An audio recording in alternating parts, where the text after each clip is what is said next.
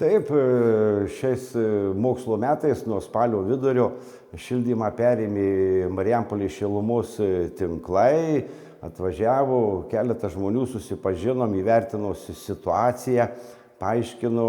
kokios sąlygos, kaip keisis įkainiai ir visa kita. Ir mums labai tai tiko, už tai, kad palyginti su buvusiu tiekėju šilumos, palyginti tai praktiškai 50% įkainis sumažėjo. Ir kas svarbiausia, tas šildymo pastovumas, kuris visą laiką, ištisą parą, jis atitinka ir mūsų reikalavimus ir norus, ir mokykloje visiškai kitaip jaučiasi šiluma ir mes esam labai patenkinti. Nes, kaip jau minėjau, įkainiai buvo ženkliai didesni, 1,5 karto. Tai va, ir kas svarbiausia, tai žmonės rimti,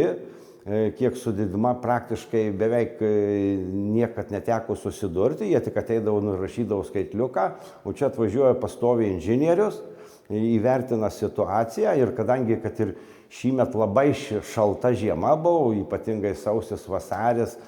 tai mes jau čia tų megavatų įsukom gana nemažai, bet paatvirausiu jiems praktiškai jie pasiskaičiavę, kiek, pavyzdžiui, sunaudoja pagal energiją